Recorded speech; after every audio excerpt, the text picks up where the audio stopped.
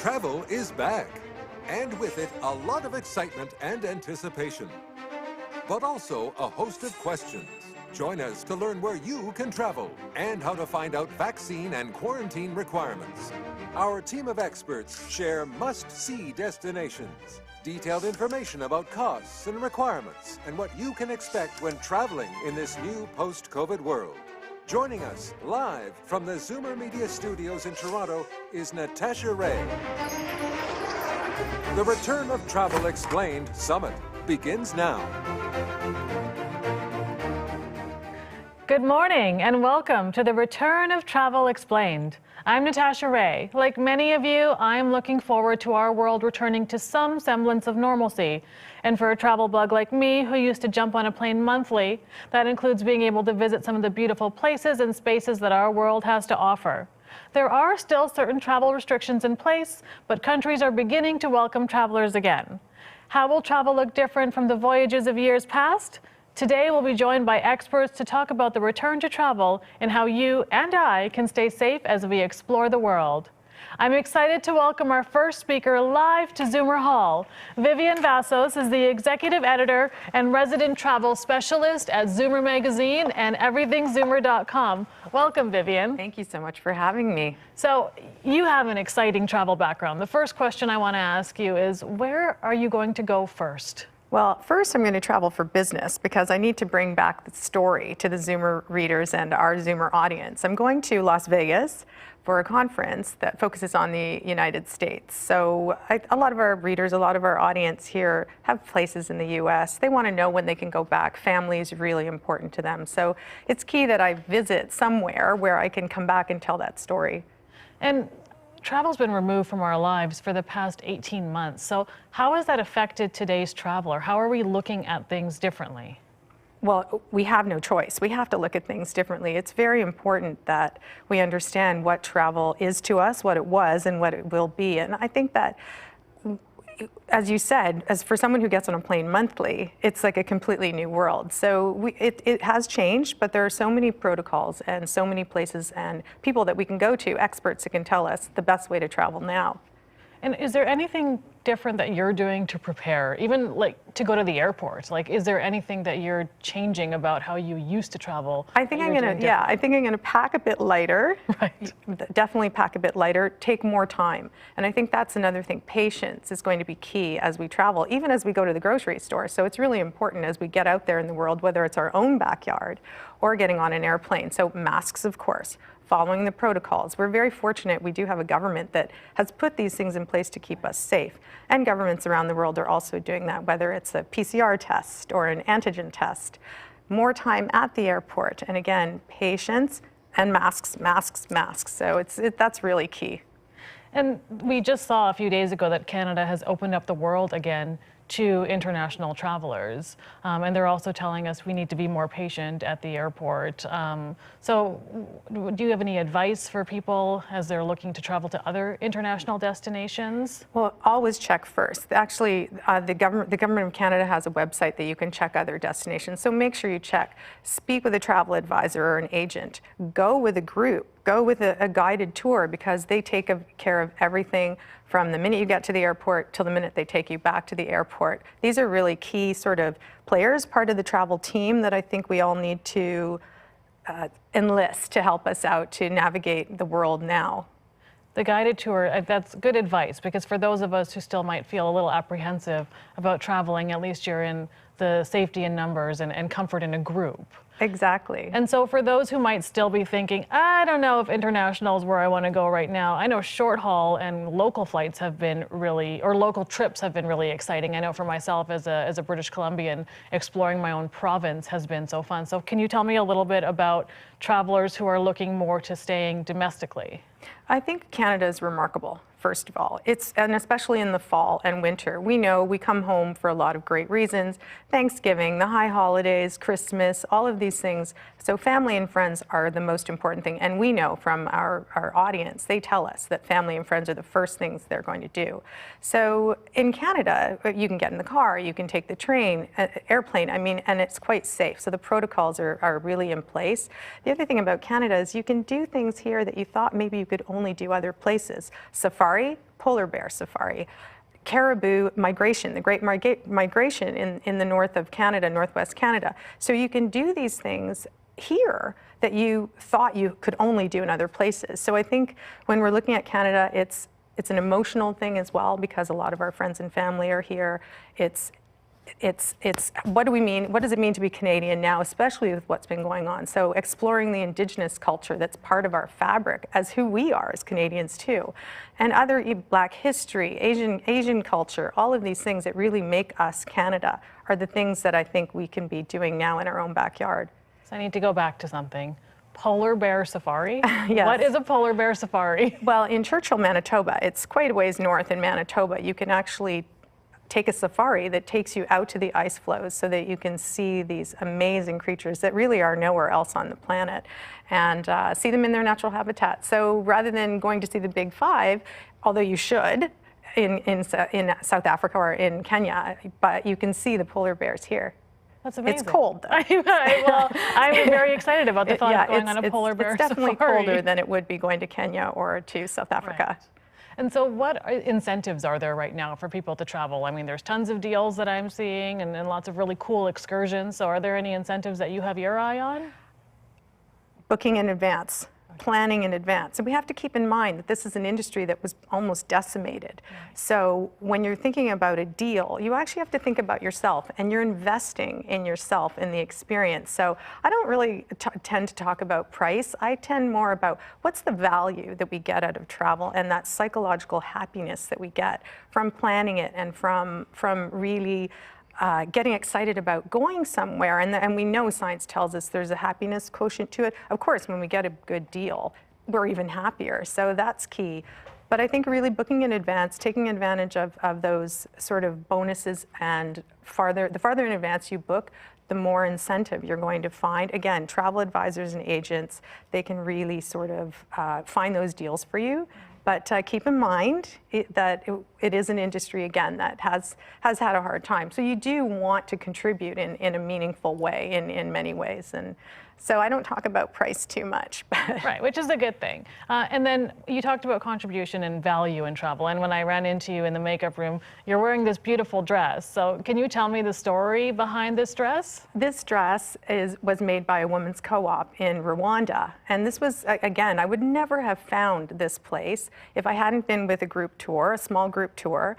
And so through travel, a lot of the corporations, companies, airlines, hotels really do give back. Even though it may not be transparent, it's within their nature, within their own fabric. Communities all over the world really benefit from travel. Everybody from the hairstylist in the hotel lobby to the pilot that's flying you there. So this was amazing because travelers had seen this potential and had donated one sewing machine. Wow. And a lesson in sewing, and now it's a working, living, breathing women's workshop where you can buy homeware, dresses, and they're supporting themselves, which is fantastic.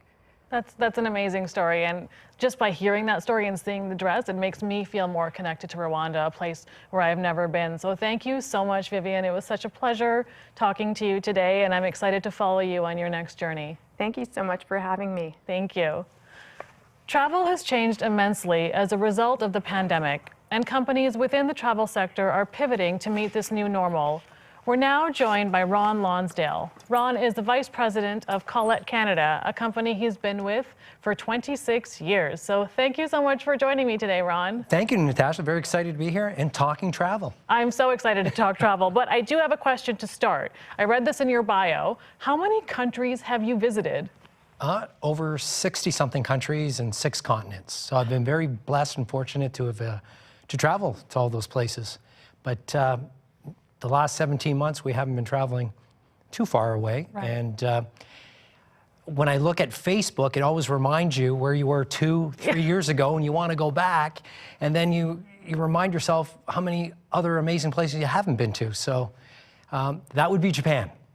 You already knew what I was going to ask you. I knew you were going to say. Where are you going to, have you been to Japan? No. Okay, you haven't been to Japan. But when I was watching the Olympics, and I always say travel is the true educator. Right. It's one of the few things that we can buy that makes us richer. But understanding their culture, it's fascinating because they're very modernized, not westernized, and I love the food. Me too. I definitely love the food. Coming from British Columbia. Yeah, you cannot beat the Japanese food in British Columbia. So tell me a little bit about Colette and how you've adapted and pivoted since the pandemic has hit. Great question. Well, Colette's a best known, loved brand in guided touring. We are the oldest family-owned tour operator in North America. We have 160 tours, we go to all 7 continents, and we have 5 distinctive travel styles. And, you know, to accommodate the travelers' interests and needs. And the one thing is, you know, when you're talking about the last 17 months have been very difficult and challenging on us and the whole entire industry. You know, being in business for 103 years, we've gone through a lot of trying times. 9/11. You look great for 103. Thank you.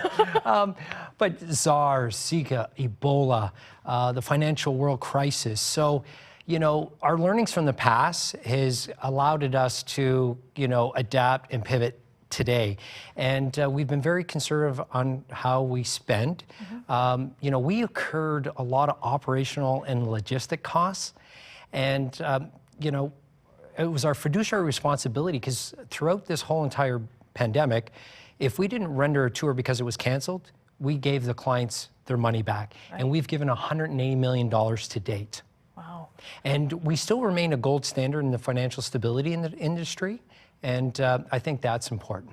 So I want to talk about that 180 million or 108? 180 million. So $180 million has gone back to people's pockets, and now we are ready to spend on travel. And so I want to ask you, what does revenge travel mean? So in our industry, you're hearing revenge travel spending is lurking. And, you know, through the lockdown, you know, credit cards, you know, declined, you know, people were saving, and, you know, they weren't frivolously spending.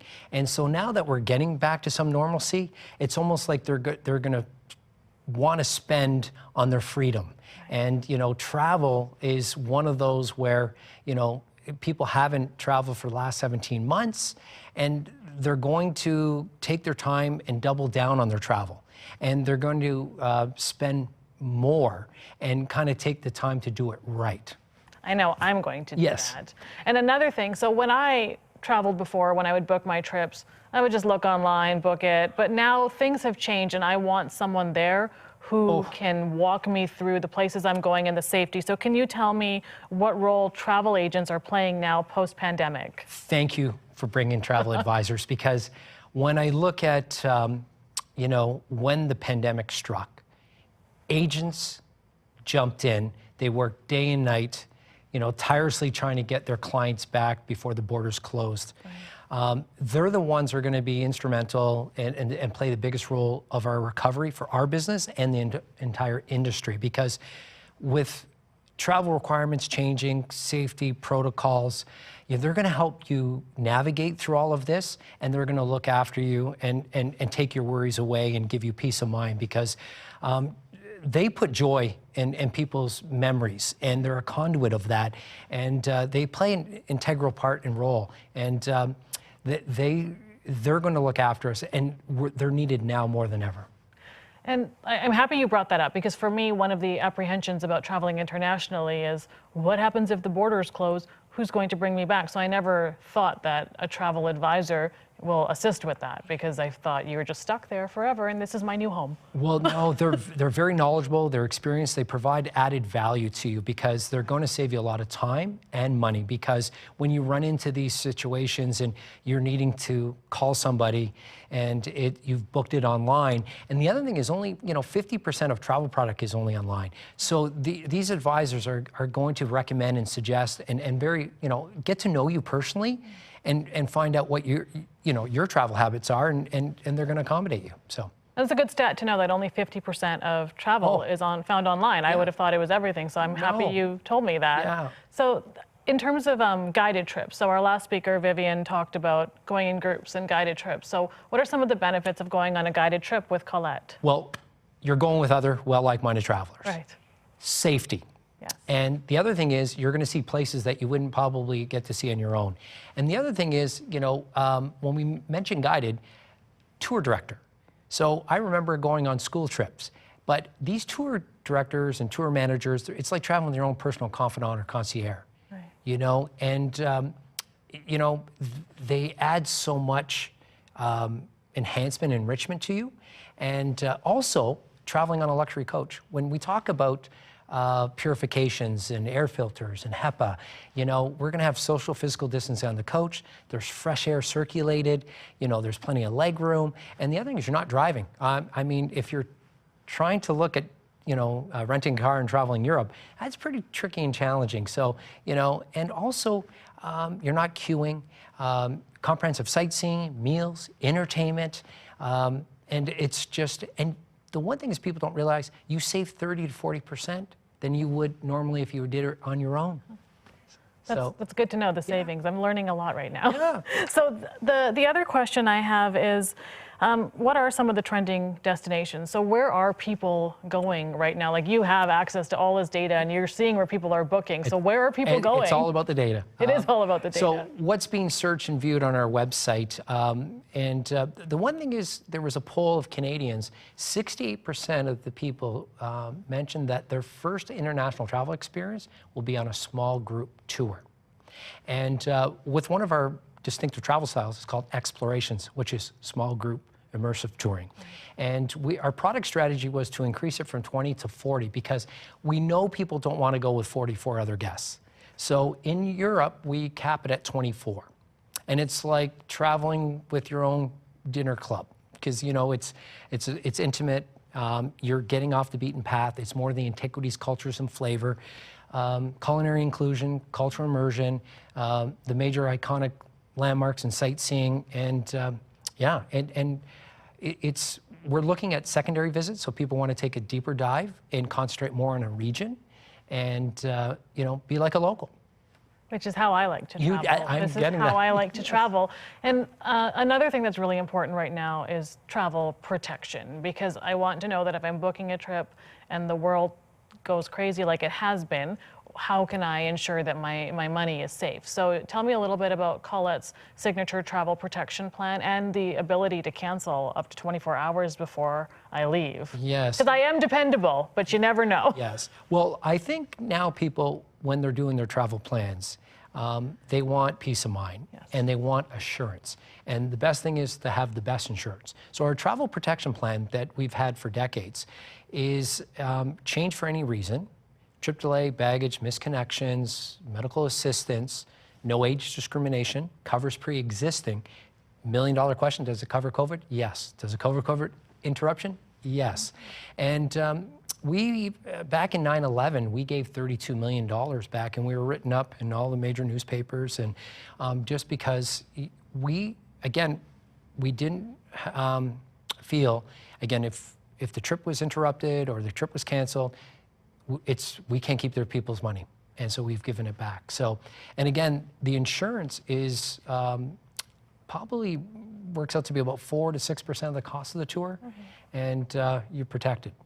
That's good to know. It gives peace of mind. It does. For the traveler. So how are you continuing to evolve to meet the needs of the current traveler? Like, how are you keeping your finger on the pulse of what people are looking for? And I'm talking about even like preparing for our trips and ensuring our safety. Like, how is Colette walking the traveler through this? And it's more important in that we create the right expectation. Yes. There's a psychology of traveling now, and communication is very important. So we want to walk people through. And the one thing is that we did, the safety and health of our guests is the first and foremost the priority. And we've implemented, I'll call it Traveling Well experience, and we've dedicated a full landing page because we want to educate the guests while traveling, all the safeguards and protocols we put in place, COVID training with our tour directors. Everybody needs to be fully vaccinated while traveling with Colette. And then also explaining you know, the logistics on what the consumer or guest is going to experience while on tour. And I think we're probably become more sophisticated in the customer's experience, and we're more guest-centric because we want to make sure that you know, all the vendors that we use that are compliant, conforming to the protocols, and that we're able to go into cities and having the guests feel comfortable and safe at the hotels while on tour. So our guides are very good about maneuvering through crowded, controlled areas. Our local experts that are fully vaccinated. So, you know, we've taken our product designers and curators who craft these tours together, put that all in place. And so again, when you're there, you're just there to enjoy the travel. Which is what you want. Oh, absolutely. And so what tips and tricks would you give to people who are planning on traveling, even in terms of going to the airport? Like, what should I be thinking about that I didn't think about 20 months ago? Yeah. Well, the one thing is patience. Patience. And the other thing is what we do is we provide a know before you go guide. So we talk about what to pack. And we also talk about what the weather is going to be like, currency conversions, meals, dietary, everything. But I think the one thing that people want to know is that what the experience is going to be like. Am I going to be missing out on anything? And the one thing is, you know, when we're looking at destinations like Ireland and Italy, and how, you know, the trajectory of coverage and the highly vaccine rates in those countries, you know, people are feeling comfortable going there. Right now, we've resumed operations and we have guests over in country now, both in Ireland and in Spain. That's amazing. And, yeah, it is. And, you know, 98% satisfaction rate of those people coming back because we walked them through what, you know, it's going to be like at the airport, on the coach, and at destination. A 98% satisfaction rate is something to be proud of. It is. And we the net performance scores, and they're very important, and our guests' valuable feedback. And for us to be around for 103 years, it's important that we get the feedback of our guests. So you had mentioned that Tokyo, or I guess Japan, is where you would like to visit. Mm-hmm. Where would you go back to? What is one place that out of the 60 plus countries you visited? Yeah, well, because I was traveling so much, and just like Vivian, we're going back to conferences, and you know, people had asked that question, I'd go home.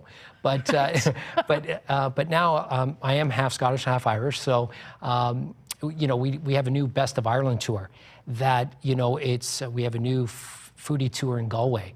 We have a Diner's Choice in Belfast. And then when it comes to Spain, we actually have a new program that is doing the Basque Country, where we go to these cider houses. So I'm you know, I'm not an Epicurean, but I love food. But I want to go and revisit those destinations because we're going to different regions, and we're experiencing different things in those countries. A foodie tour sounds like something I would be so up to going to. Yes, yes. So is there any last tips or anything that you would like to tell our viewers in terms of what Call It is doing with travel post-pandemic? Yeah, I think they need to know that we're going to give the needed flexibility. Right. So when they book, because you know, right now our booking volumes, you know, we have an uptick in advanced bookings, and so we want to put hope in people's travel calendars for the year ahead. And, you know, we want to reconnect the joy and love of travel. So what we're doing now is when they book 60 days prior to departure, we're going to allow them to change the tour, change the date of the tour, and with no penalties. And the other thing is that travel protection plan is going to allow people to change their mind right up to 24 hours prior to departure, full cash refund. So, and it's important because, you know, to book early. And so that we can get the best available air schedules and secure that spot for you. Amazing. Thank you so much, Ron. I learned so much from you and a lot of stats that I didn't know before. So thank you. Thank you. Thank you for joining us today. Bye-bye. So revenge travel is definitely a term that describes my current mantra. Next up, we have Sandra Moffat. Sandra came to Canada from Ireland in 2015 and stays connected to her homeland as market manager for Canada at Tourism Ireland. Sandra leads the team in Toronto across all advertising, media, and publicity initiatives to get Canadians traveling to Ireland again. Sandra, Ireland has been on my wish list for a very long time, so I'm going to start with a very important question. Is Ireland open for international travel? Yes, it is. So Ireland's been open for international travelers since July 19th, actually. We've been welcoming fully vaccinated Canadians. The vaccinations that are accepted are Pfizer, Moderna, AstraZeneca, and Johnson & Johnson, so all the ones that we have have here in Canada. There is no testing, no quarantine required if you're fully vaccinated in Ireland at the moment. Okay. Now, if you are traveling with children, so if you're traveling with children between 12 and 17, they do have to get a negative PCR test, even if they're traveling with a fully vaccinated adult. But children under 12 do not have to do that. And all you have to do going into Ireland is fill out, like many destinations, your passenger locator form that just needs the brief top-line information about what you're doing during your stay. Well, that made it easier for me as someone who's fully vaccinated. I'm excited and ready to go to Ireland. So who is going to Ireland? Who are the first travelers who are heading back to the Emerald Isle? So I think first and foremost, it's people visiting friends and family. I think people like myself who are living in a different country, who are just getting on the first plane that they can. We've all been away from our friends and family for quite a long time. So definitely that first and foremost. But something that we do know in Canada is that 1 in 5 Canadians claim Irish ancestry. And I think during the pandemic, a lot of people, we all got new hobbies during the pandemic, I think. This is true. So a lot of people started exploring their heritage. And a lot of people now we're seeing are booking travel to Ireland to go and uncover that and uncover their roots. 4 of Canada's prime ministers have claimed Irish ancestry. You can see on Toronto's waterfront here, there is the Irish Famine Memorial sculptures that directly mirror the sculptures that you can see in Dublin City Quay. So a lot of people are going to experience that. And a fun fact that I learned recently actually was that the largest Gaeltacht, so Gaeltacht is an area in Ireland that speaks predominantly the Irish language. The largest Gaeltacht outside of Ireland is in Tamworth in Ontario.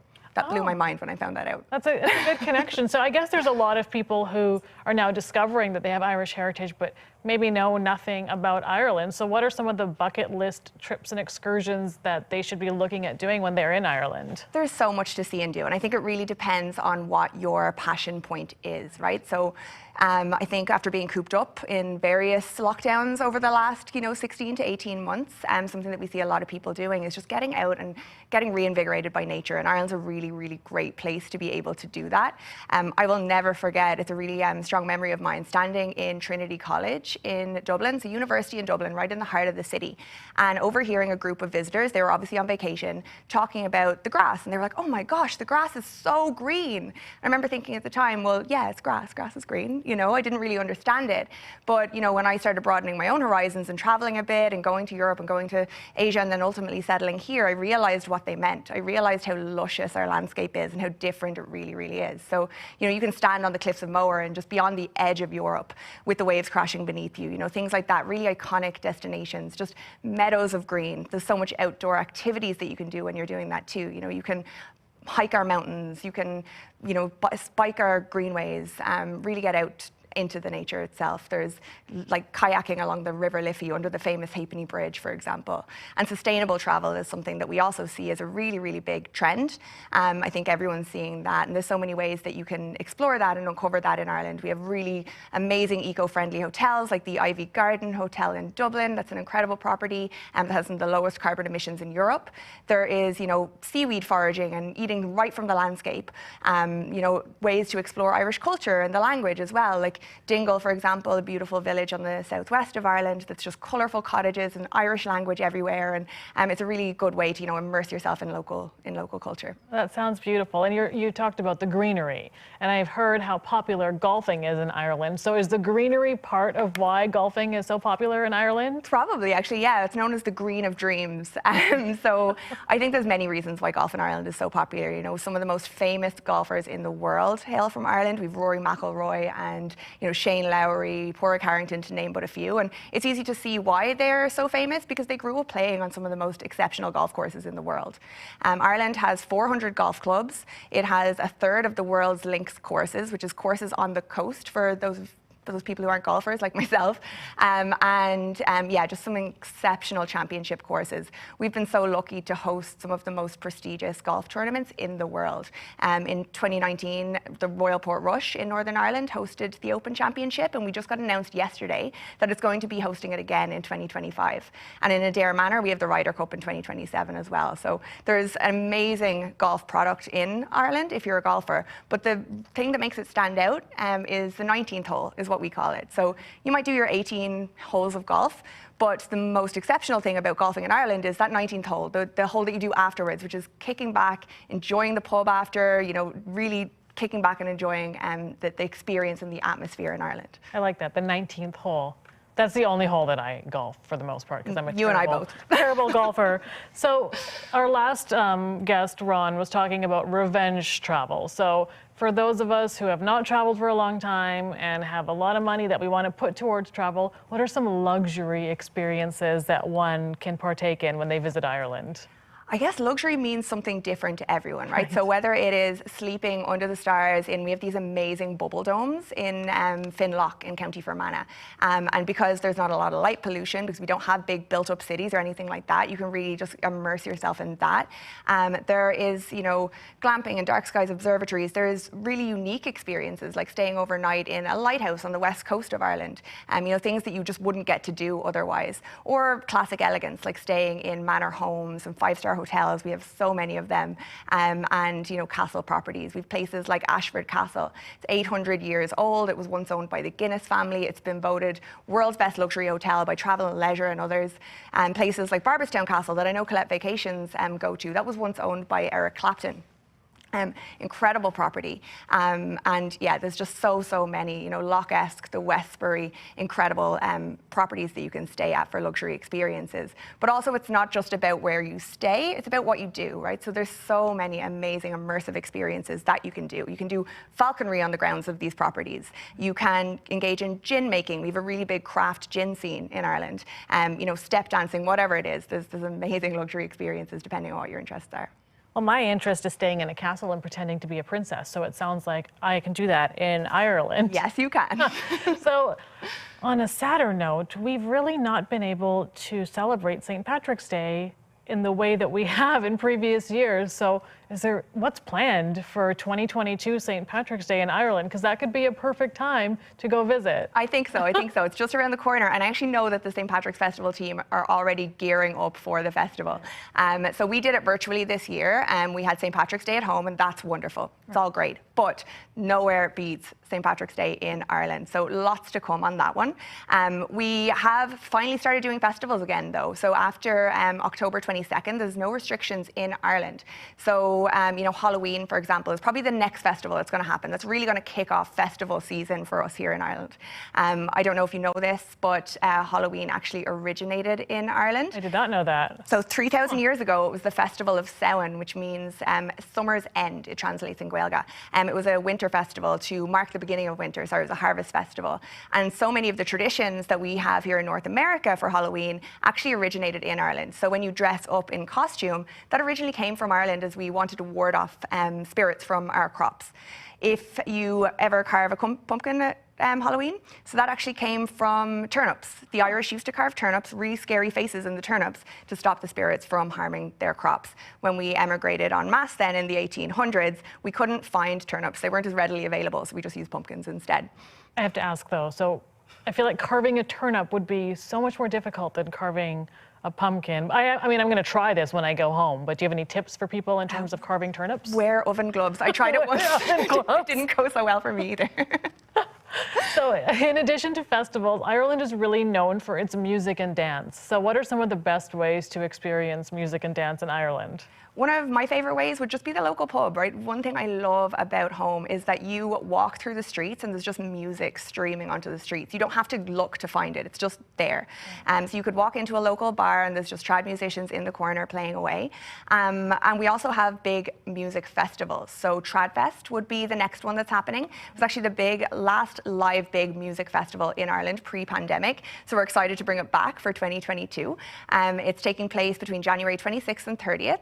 Tickets are on sale now if anyone's interested in it, but this gives you access to really unusual venues that you'd never get access to in normal times. So they open up like cathedrals and the Mansion House and all these amazing places for concerts for that week. And there's also a lot of ways to experience contemporary music. We're also known for our contemporary music scene.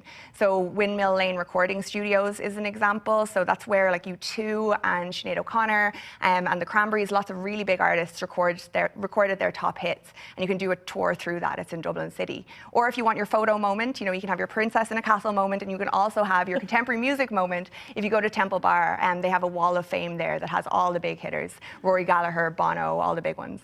So you know, I want my princess in a castle moment. I feel like we've, you know, come to terms on that. So yeah, I hail from Fiji. That's where my family's from. And I know you don't go during our winter because it's really hot there. So is it the same for Ireland? Is there a certain time of year that's the best for traveling to Ireland? I have my personal favorite, so I'm a big fan of fall. I love Halloween. I'm actually traveling back at last, probably the end of November, early December, and I love that time of year because Christmas time in Ireland is just magic. It's absolutely incredible. There's just fairy lights everywhere. There's music, curling up, by a fire with a book in a cozy Irish pub with music in the background. There's markets are everywhere. So I love Christmas time. We're so lucky in Ireland that we don't get the, hot and humid summers and the really cold winters. It's just mild and moderate all year round. So we do joke that you can get 4 seasons in a day. So definitely, pack right, get your layers, but there's no bad time to go. So if you want to hook it onto a festival, you can do that. Or if you want to just go, you can book it now and be guaranteed that you're not going to get extremes in weather. There's no terrible time to go. Okay, well, that's a good thing to know. So when I do go to Ireland, what is a warm Irish welcome and what does that mean to you?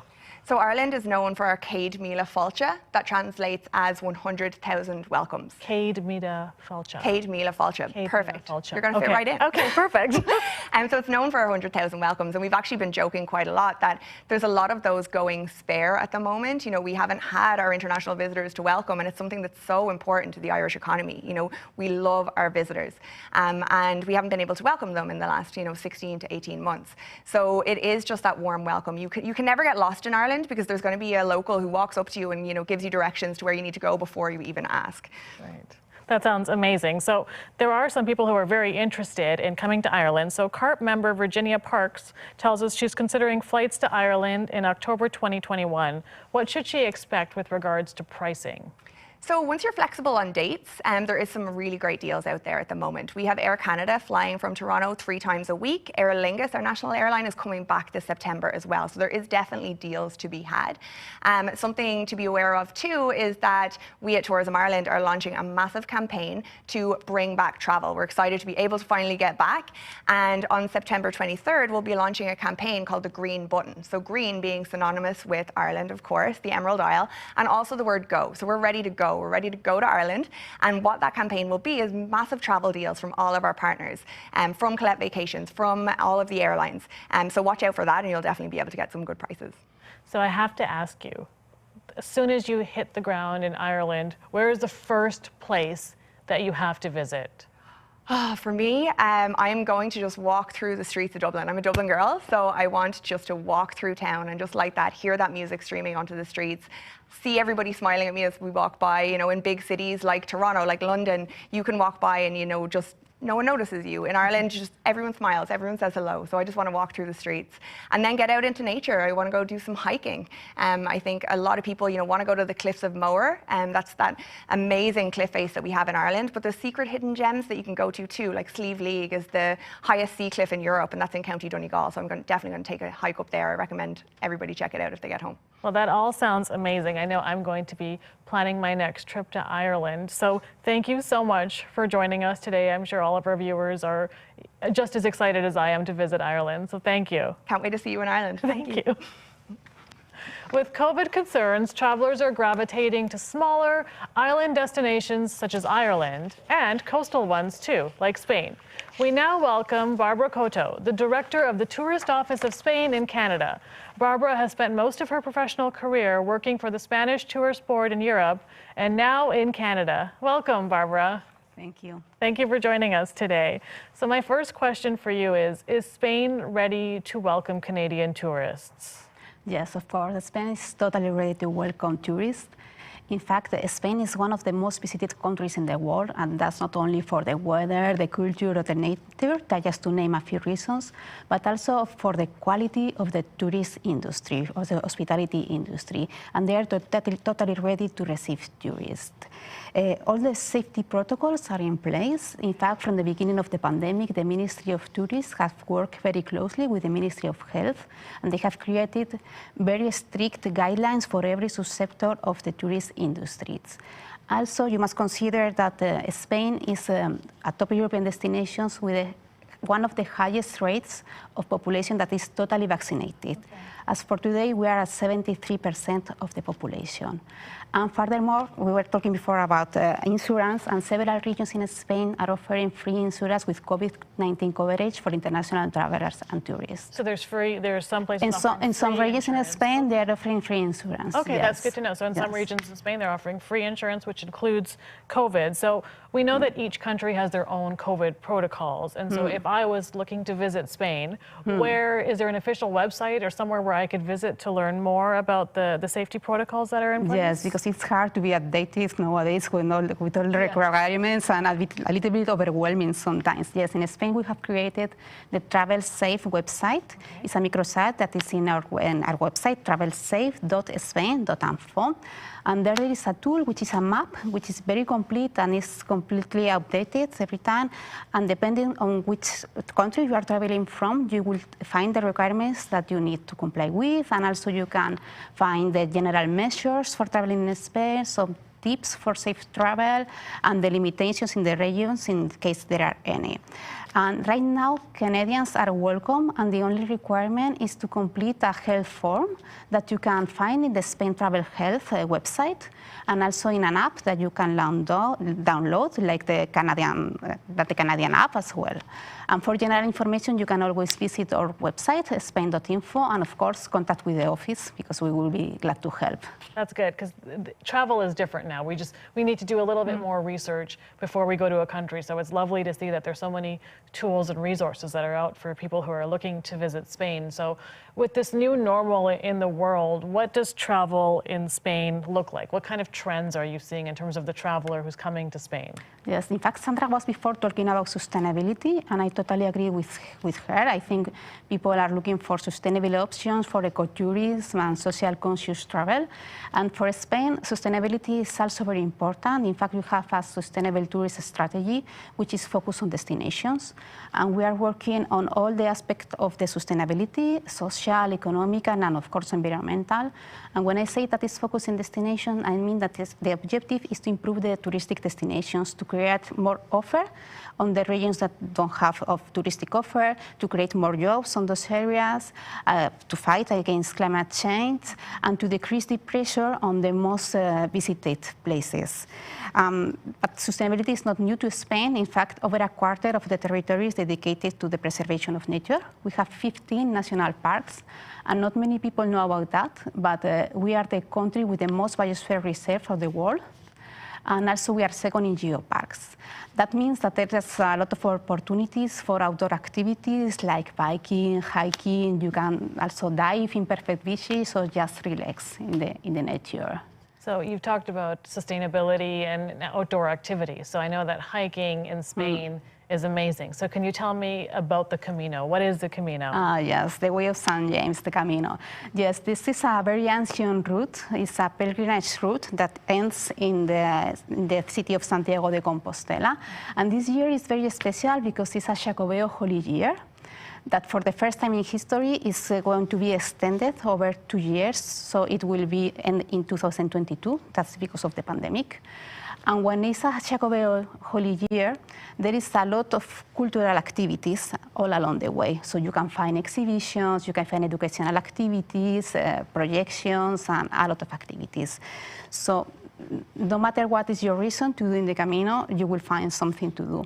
And there is a lot of reasons for doing the way, because some people do it for spiritual reasons, but some people do it for hiking or just to discover culture. Also, it's important to know that there are several routes, in fact.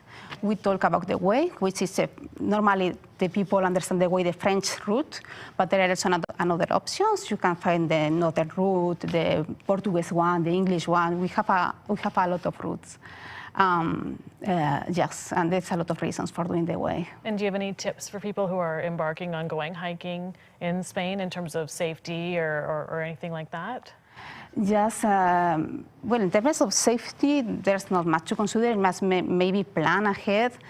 Right. In terms, be prepared, train before, know what do you have to pack. You don't have to extend much weight to be able to do all the way.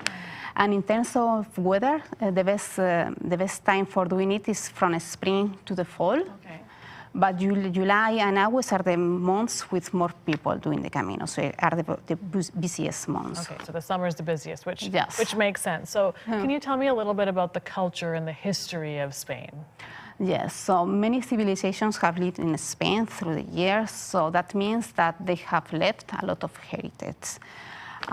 We have examples of Gothic, Romanesque, Roman art, and there are some itineraries that you can follow to discover this heritage. For instance, if you are interested in Roman art, you can do the Silver Route, which was an ancient corridor used by Romans for trade. And it goes from southern to northern Spain through the west of the country. And there you can find multiple examples of Roman art, like aqueducts, theaters, and others. And also, if you're interested in culture, you can visit one of the 15 World Heritage Cities that there are in Spain, or all of them, if you have the time. There are examples of different periods, but I like to recommend always to organize the trip from Madrid, because there you can visit 4 of them that are within an hour from the capital. And yeah. I wanted to talk a little bit about art. So you did mention art, and I'm a bit of an art junkie. So is Barcelona the place to visit if I want to immerse myself in Spanish art? Well, without a doubt, Barcelona is a very contemporary and a very trendy city. And if, for example, you're interested in music, there are a lot of options in Barcelona. There are open-air venues and also some smaller venues where you can enjoy local artists. There is an international jazz festival. And if you like opera and classical music, you can always visit the Palace of the Catalan Music, which is, they have always a great program. And it's also a modernist building. So speaking of which, Barcelona is a great destination if you love architecture, because you can discover the modernist buildings that were built mostly by Gaudí architects. So, for example, the Sagrada Familia, which is the cathedral, which is still not finished. And you can discover as well the Park Güell, which has amazing views of Barcelona. But Barcelona has also a very full cultural agenda. There is always something to do or to visit in Barcelona. It will amaze you every time you go. You will discover always something different there. So that sounds amazing. In terms of the views and being able to experience everything, what is the weather like? Because you said it's best to go between the spring and fall. So what is the weather like? That will be for the Camino. In fact, Spain has a Mediterranean climate, which means that it has a mild climate all around the year. It has still its seasonal contrast, so winters can be cold, especially inland, like in Madrid. Not Canadian cold, but still cold. But the Mediterranean coast is warmer all the year. And for example, Malaga is a great destination for winter. Malaga is in the Mediterranean coast in Andalusia, way south. Yeah, you can do even long stays there because, well, in Malaga, I have been in the beach eating in November, having lunch in November without a jacket, so it's great. And they have invested a lot in make Malaga a great cultural destinations. So they have museums like the Pompidou, the Russian Museum, so you will find something to do always there. So you've talked about so many different destinations. What is a must-see place that should be on your bucket list if you're going to visit Spain? So it really depends on your interest, because Spain is a very diverse country, but I have to choose. Most people associate the idea of Spain with Andalusia, because the weather, because it's where flamenco was born. Also, they have great examples of Islamic art. There are amazing cities like Sevilla, Cordoba that are absolutely a must-see. In Granada, there is this great example of Islamic art, which is the Alhambra Palace. I will say that only to see that is worth the travel. And because I'm from Madrid, I must speak also of Madrid. If you're interested in art, Madrid has what we call the Triangle of Art, which are 3 major museums: Prado Museum, which have incredible examples of Velázquez, Goya, Rembrandt. You have the Reina Sofia, where you can see the Picasso's Guernica and the Thyssen. And all the 3 buildings are in the Paseo del Prado, which is the latest addition to the World Heritage List for UNESCO, because over there, there's the 3-lined avenue. over the years, during the Enlightenment period, they built a lot of buildings for science and art. So this is the last addition for the World Heritage List. Amazing. Yeah.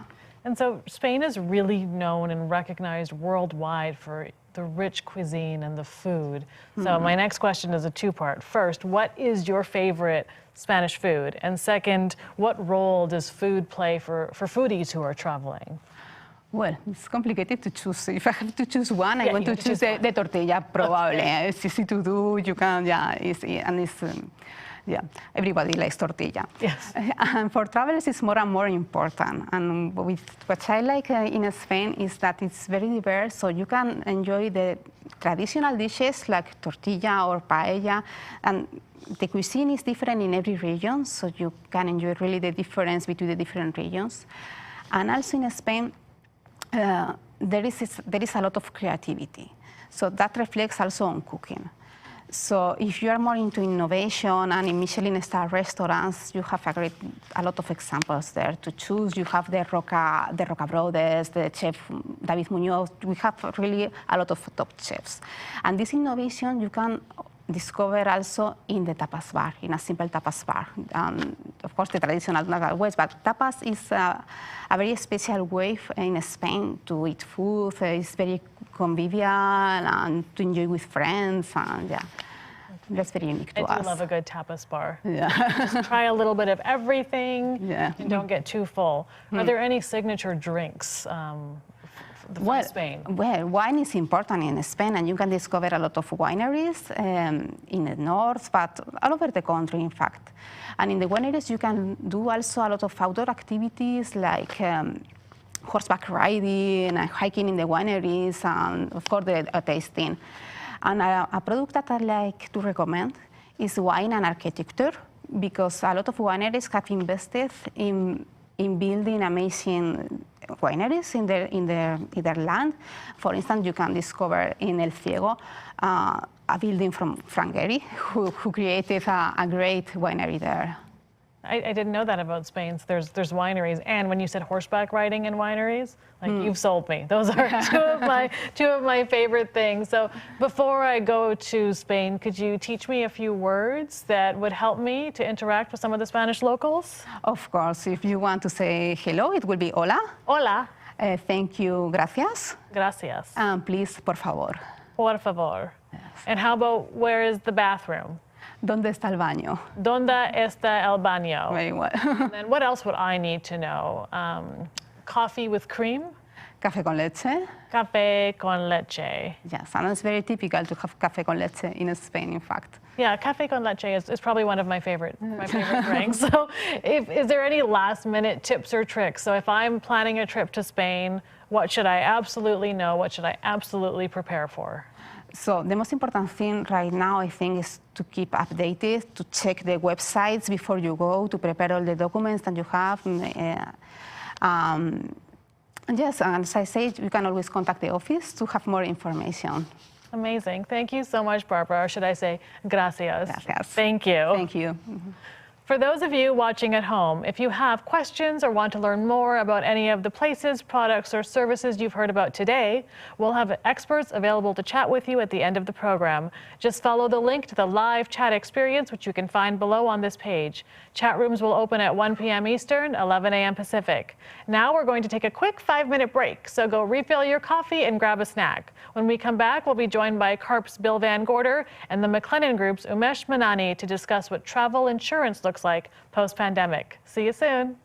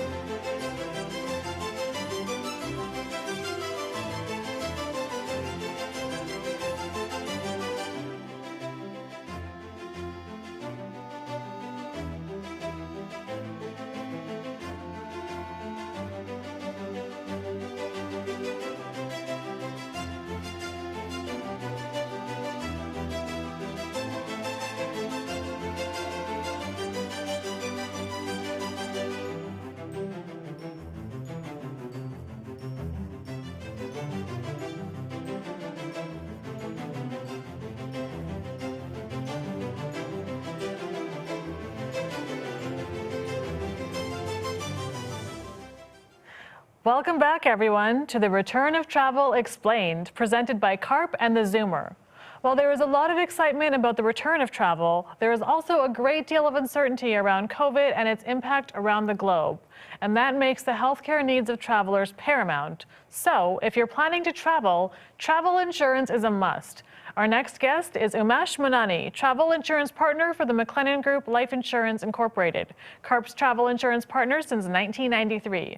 Umesh joined McLennan Group's program partner brokerage Can-Am Insurance in 2016, and he draws upon over 11 years of sales, operations, and client management experience. From Windsor, welcome, Umesh. Thank you so much, Kathy. What's that here? And I'd like to specialist and very happy working alongside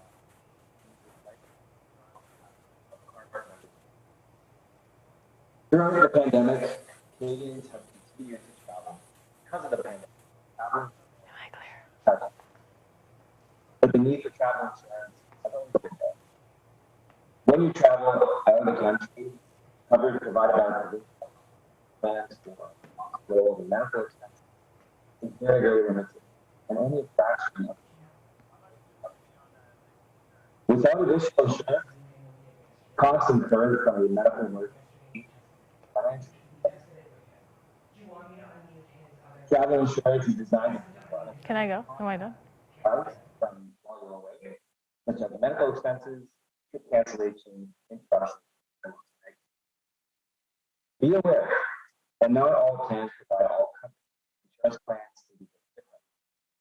Make sure the policy fits your health profile. Don't wait until the last. Leave yourself time to read the policy, to learn what is and isn't covered, and to ask questions before you buy. If you visit our website at carptravel.ca, you'll see the statement, our travel plans will fit your travel. That's because we believe we have insurance coverage to suit any 50 plus travel. Our top sellers are single trip and multi-trip emergency medical plans. Single trip plans are best to plan only one long out-of-province trip or maybe 2 short trips per year. You can obtain coverage for up to 1 day, up to a maximum number of days travel within your provincial health insurance plan. Multi-trip plans may be ideal if you're planning on traveling out of country more than 2 times in a 12 month period. Okay. You can obtain coverage for any number of trips between 4 and 6 days. Welcome back, everyone. It's me again. I am just letting you know that we are going to take a quick 5-minute break. Technology is not on our side right now, but give us 5 minutes. We'll get it all cleared up and see you back here. Thank you.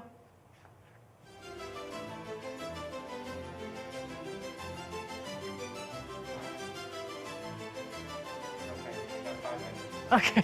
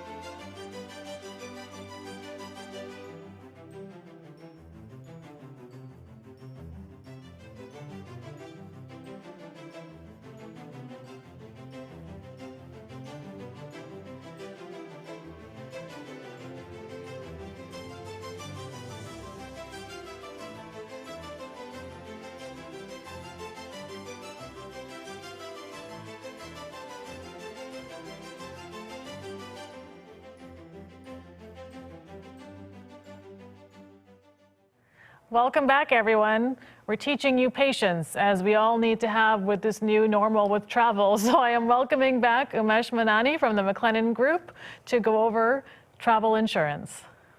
Great. Thank you so much for having me for such an important event. I'm really excited to be here. Our licensed specialists, assistance providers, and claims managers are very happy to be working alongside the McLennan Group Life Insurance on behalf of CART members across Canada. Throughout the pandemic, Canadians have continued to travel, and because of that travel, travel insurance is that much more important. But the need for travel insurance has always been there. When you travel outside of the country, coverage provided by your provincial health plans for hospital and medical expenses are very limited. Only a fraction of these expenses may be covered. Without additional insurance, costs incurred from a medical emergency can be financially devastating.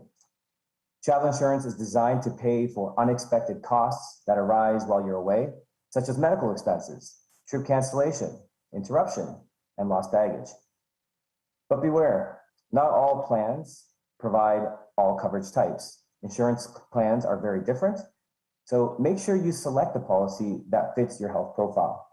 And don't wait until the last minute to buy insurance. Leave yourself a lot of time to read the policy, to learn what is covered, what isn't covered, and don't be afraid to ask questions before you leave. If you visit our website, carptravelinsurance.ca, you'll see the statement, our travel plans will fit your travel plans. And that's because we believe we have insurance coverage to suit any 50-plus traveler. Our top sellers are our single trip and multi-trip emergency plans. Single trip plans are best if you're planning only one long out-of-province trip or maybe 2 short trips per year. You can obtain coverage from 1 day up to a maximum number of days allowed with your provincial health insurance plan. Multi-trip plans may be ideal if you're planning to travel out of country more than 2 times in a 12-month period. You can obtain coverage for any number of trips between 4 and 60 days each. Extensions and top-ups are available. And the big news is our preseason savings event is on now. In the summer of 2019, we introduced new lower rates for our travel plans. They were our lowest rate in years. The great news for CART members is those new low rates will stay in effect until October 30th, 2021. So lock in your rate by October 2021 and save. While both our single and multi-trip plans offer coverages up to $10 million Canadian and will cover expenses related to COVID-19 when level 3 advisories are lifted. It's important to know that with our travel plans, if you travel outside of Canada, exclusions are currently in place for expenses related to COVID-19. So if you're not yet comfortable to travel again, you can still buy now and save. There's no penalty to change your travel dates prior to departure, even if it's 11 months from now. Or if preferred, you'll receive a full refund.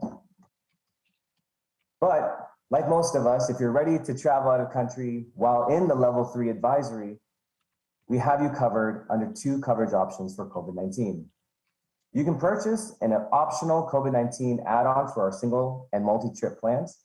It provides emergency medical coverage for COVID-19 and related conditions after a positive test result at destination. This could even mean returning you home by emergency air transport. Coverage up to 10 million Canadian if you are vaccinated and up to 1 million if you're not vaccinated. And for those of you who have not purchased a single or multi-trip plan, we offer standalone specialized COVID-19 pandemic travel plans. This would include coverage up to $5 million for the fully vaccinated and $1 million Canadian if you're not.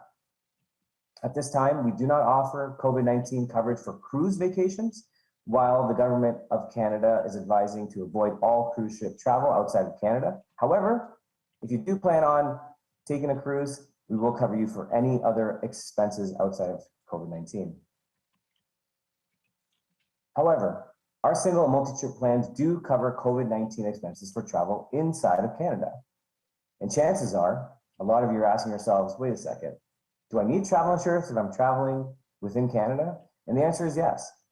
The reciprocal agreement for services between the provinces and territories is only equal to the coverage provided in your home province or territory. and it differs across Canada. Outside your home province, for example, some plans may not cover prescription drugs, ambulances, specialists, emergency dental, or x-rays. There are exclusions for all non-medical expenses, including expenses associated with trip interruption. Your incurred costs could be substantial. Just an air ambulance to bring you back to your home province can cost as much as $20,000. And for travelers with medical conditions that make it difficult to obtain coverage for out-of-country travel, personal underwriting may be the ideal option. Policies can be tailored to your medical situation and can even include coverage for pre-existing conditions without a stability period. Regardless of the coverage you choose, you'll have access to emergency assistance 24 hours a day, 7 days a week. Our dedicated case managers answer your assistance calls and ensure proper care is received. Our medical staff interact directly with doctors at the hospitals our policyholders are attending. Plus, our standby MD benefit provides access to qualified physicians anywhere you travel, with additional services offered in the US. This could be done through telephone, virtual consult, or depending on where you are, we might even be able to send a doctor to you. And if you're not sure which coverage is best for you, the best thing to do is to speak to our call center. When you call the Travel Insurance for CARP members toll-free telephone number, you are speaking with a licensed insurance broker who wants you to be properly insured. Our licensed specialists are qualified to provide advice on the insurance product that is best suited for you. They'll work with you to help ensure you understand all the medical questions. And if you seem unsure of your conditions, they may recommend that you verify information with your doctor. The McLennan Group encourages you to follow the recommendations of the Government of Canada about medical professionals around the world during these uncertain times. But when you choose to travel again, be assured that we'll be here for your protection. Thank you very much. I just started to push it back and then I'm like, oh, the earpiece. I'm trying to keep the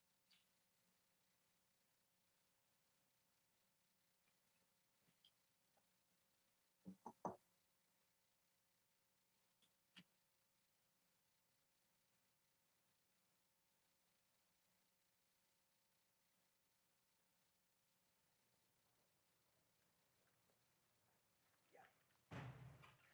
Thank you so much, Umesh. Joining us now is Bill Van Gorder, CARP's Chief Policy Officer, Chief Operating Officer, and the founding chair of the Nova Scotia chapter of CARP. Welcome, Bill. I heard you have a few questions from CARP members for Umesh. Take it away. I do. Thank you, Natasha, and thank you, Umesh, for an excellent presentation and answering many of the questions that I know our CARP members already had. But we do have a number of travel-related questions that were sent via the CARP website. The first one is from Kay Power, who asks, is COVID insurance now a must-have, especially if we're traveling to the USA? Absolutely. I mean, travel insurance in general was a must-have pre-pandemic, but definitely in times like this with COVID running rampant, it is definitely a must-have. The virus is so unpredictable that you should always err on the side of caution. Having the right coverage also provides that peace of mind. It is not something you want to be worried about while you're at destination. Plus, I personally wouldn't want the financial risk of traveling outside of Canada without coverage specifically for COVID-19. If you're not covered and get COVID while you're on vacation, you're responsible for all the medical and related costs. So to answer your question quickly, absolutely. Good. We've heard a lot about travel advisories. What do the various levels of travel advisories mean, and where can we go to find out that information and what they're telling us? Yeah, great question.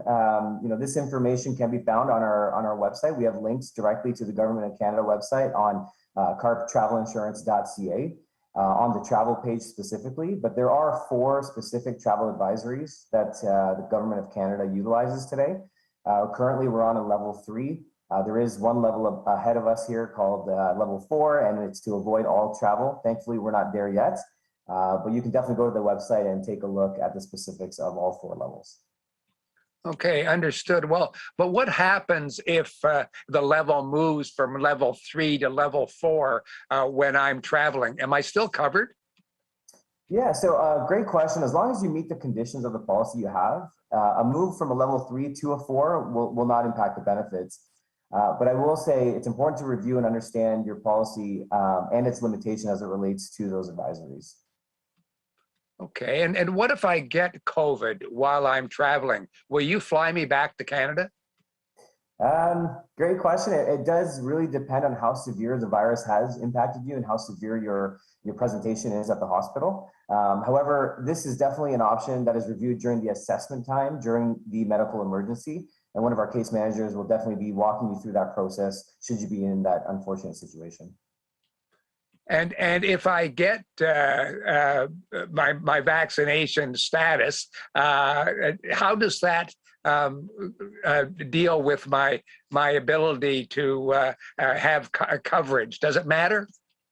Yeah, for some insurers it does not. For others, it can simply mean a change in the amount of benefit that's available to you. You know, we just spoke briefly about having $10 million being fully vaccinated if you purchase one of our COVID-19 plans versus the 1 million if you're not. So really, especially as it relates to the U.S., you know, the market there and the amount of money that they're able to charge for medical expenses is so severe that $1 million can go so quickly. Here's another from the CARP website. Jay Circus asks, what healthcare coverage do you need to spend 3 months of the winter in Cusco? And is travel insurance for CARP members enough?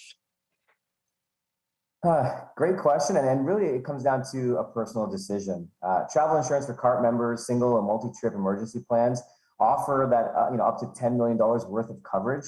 And additional coverage is available for expenses related to COVID-19. If you're fully vaccinated. So, whether you're there for 3 months or 6 months, CARP insurance is definitely the way to go. And we do offer benefit limits that will definitely help you out. Okay, and again through the CARP website, I. Francis asks, how does the government level 3 advisory for non-essential travel to a particular country impact continuing supplementary health coverage that includes travel medical insurance? Yeah, well, absolutely. You need to take a look at the conditions of whatever policy you do have and what coverage you have within maybe your group insurance plan. An insurance policy is a legal contract, and a major reason for a claim being denied is that people simply don't know what is and what isn't covered. So I would say definitely take a look at the specifics within the policy to see how travel advisories may impact the coverage. As I know for a fact, the individual and multi-trip plans, do have verbiage surrounding the travel advisories. And so, do your homework. Don't just assume that there is coverage. And really take a look at the specific wording as it relates to the travel advisory. Good advice. So is trip cancellation and interruption insurance still available for out of country travel? Yeah, it definitely is. Now, from a COVID-19 standpoint, if you're looking to cancel because of COVID-19 specifically, there are exclusions to that just because COVID-19 is a very well-known event. So depending on when you purchased your policy, if it was a known event, you can't really cancel for reasons because of COVID-19. So, if you, for example, break your leg and you can't take your trip any longer, that's definitely something that is available to us on a trip cancellation benefit. We have time for one more question. So let's come back to our own country. Why would I need travel insurance if I was just staying and traveling in Canada? Yeah, great question. And we talked about it briefly earlier as well. The province that you're from really dictates, the cost that they're going to cover within your province. So if you're in BC, you have to take a look at the BC rates versus the Ontario rates. And Ontario will obviously cover what they would have covered had you been in Ontario at that time. And again, we talked briefly about, some of the costs that may not be covered, such as prescription drugs and ambulances and x-rays. And of course, if it comes down to it and you want to be repatriated back home to your home province because you no longer want to sit in the hospital in a well, I wouldn't say a foreign province, but a province that there's no family around or anything like that. the cost to bring you back home could be $20,000, and that's something that the OHIP coverage would not cover. Great, great information for all of us. So before we leave this part, any last words of advice that you have for us? Yeah, just again, I'm going to reiterate the fact that when you travel outside of Canada, the amount of coverage that you have through the government is extremely limited. So be sure to understand that, because it could be very financially devastating, especially in the US, where the costs there are just unreal. And because of those extended hospital stays, we're talking, a very large sum of money, and I've seen the bills to prove it. So be sure to take a look at that and understand that the coverage is very limited. There are a lot of people out there that just think that, my government will cover it and OHIP will cover it, but that's definitely not the case. Also know that there are so many different plans out there. Be sure to do your research and be sure that the policy you choose fits your health profile and your coverage needs. Choosing the right travel insurance could be the most important thing you do, especially traveling in this climate. Lastly, I would say, do not wait last minute to purchase your policy. Give yourself enough time to really read the policy, understand the policy, and if you have questions, call a licensed broker to get those answers. Thank you very much. Great advice. You're welcome.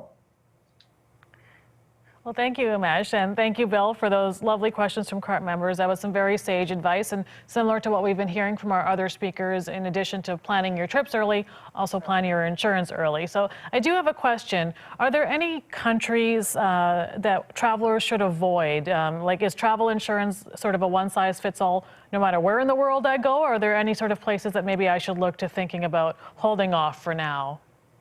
Yeah, great question. And I think, every country is handling the pandemic in different ways. So I think earlier someone had mentioned, be sure to do your research, go to the government website of that particular country, see what the requirements are. I've seen certain countries require not just travel insurance, but travel insurance that has COVID coverage on it as well. So be sure to do your research at that particular country and just see what the requirements are, because you don't want to get there and be denied entry to that country just because of insurance.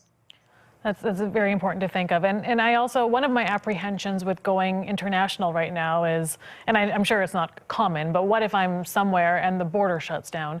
Is there anything around travel insurance that would help me as a Canadian come back to my country?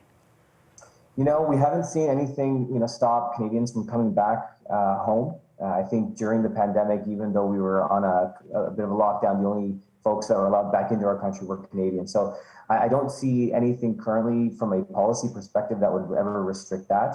But again, it's so important to understand, where to go when these things happen so that you can get all the up-to-date information. And then another question I have is a lot of people depend on our credit card insurance. And then you find out, probably not the best thing when you're actually in a situation where you need insurance. And so can you clarify a little bit around the insurance we get with our credit cards versus what you would get through an advisor such as yourself with the McLennan Group? Yes, absolutely. And this is definitely one of those things that we get frequently. We get this question a lot. And thankfully we get those questions because for some, they go on their trips thinking that the credit card insurance is enough. And oftentimes, credit card insurances will have limitations on what the policy benefits might be. But not only that, the coverages are different per credit card, just like any policy that you would purchase. Again, as part of my advice was to really take a look at your policy coverage, take a look at the booklet that was provided to you. I know no one wants to read the fine print, but it's almost a must during this time. Coverages with credit cards often will have limitations on, this coverage will be in effect so long as, your trips are a particular amount of days. So there are these little nuances that you'll find within credit card coverages that you may not find exactly on the travel insurance, particular insurance coverages and policies that are out there. Thank you. And Bill and Umesh, this is a question I want to ask both of you because this is a travel event. So where is the first place that you will both travel to when you're ready? So Bill, you can go first. All right. Well, my first travel will be out of the province and to visit family and friends. And the second travel out of the country, we'd like to do a cruise in Portugal. That sounds amazing. And Umesh, same question for you? Yeah, so definitely out of province and looking forward to Cancun or somewhere in Mexico. We went there a couple years ago and absolutely enjoyed it. So I want to take the family back there again.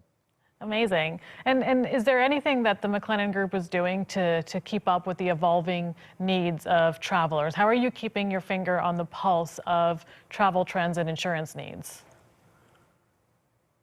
Yeah, I'll speak from our perspective, really just keeping a pulse on the news, keeping a pulse on government websites, taking a look at the trends, how is, Europe reacting to the COVID-19 pandemic? How are things evolving in Mexico?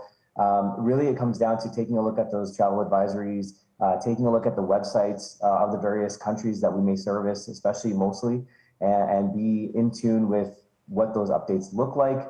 And not only that, but get prepared for what those how those new advisories might impact how we do business here. Amazing. Thank you so much. And you've definitely given me a lot of food for thought. And I'm excited to travel my next trip and to buy insurance, because that is the most important thing I have learned from your talk today. So thank you, Bill and Umesh. If you have any questions about travel insurance or any of the places, products, or services you've heard about today, we'll have experts available to chat with you at the end of the program. Just follow the link to the live chat experience, which you can find below on this page. Chat rooms will open at 1 p.m. Eastern, 11 a.m. Pacific. We're about to take another short break, but make sure you come back in 5, because we're going to be talking about river cruising and super yacht vacations. Yep, you heard that right. Super yacht. You don't want to miss it.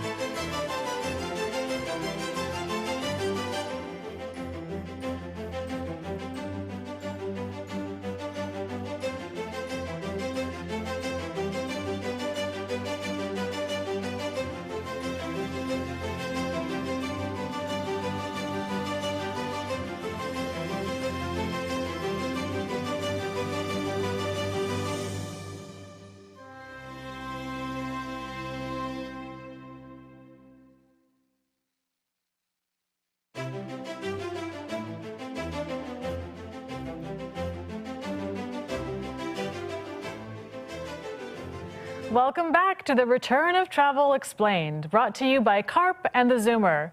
Because we know how popular cruises are with you, our audience, we're now joined by Tracy Daniels from Scenic Luxury Cruises and Tours. Tracy is a business development manager working with travel advisors in Eastern Ontario, Quebec, and Eastern Canada. She's been in the travel and hospitality industry for over 20 years and loves to river cruise. So welcome, Tracy. Thank you. So the first question I'm going to ask you is, what is your favorite river cruise of all time? Well, my recent one was on the Rhine River. So we sailed from Amsterdam to Basel, Switzerland, but it was a Christmas market cruise.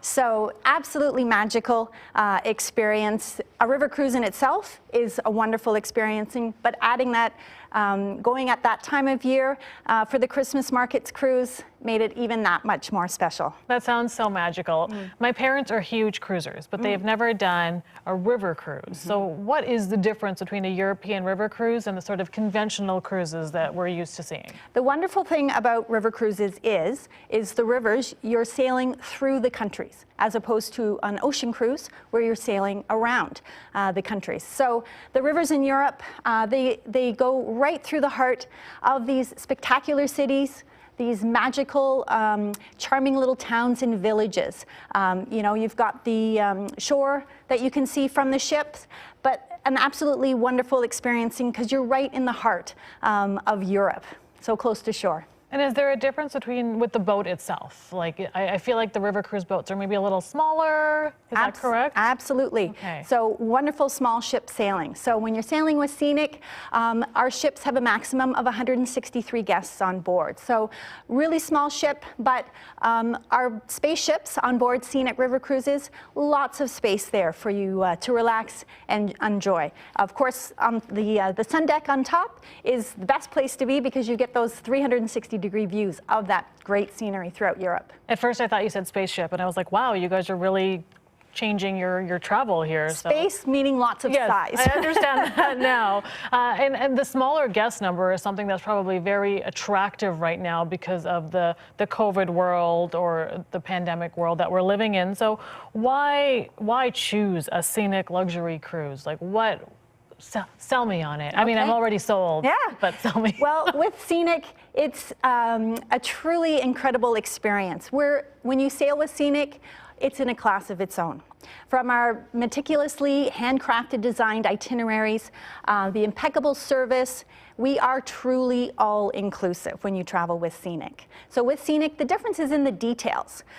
From the incredible choice of excursions that we have to the incredible onboard food experience, the culinary experience, butler service for all guests. There's no shortage, but again, the difference is in the detail, and we exceed the guest expectations. So our service level is top-notch, so we go above and beyond to wow our guests.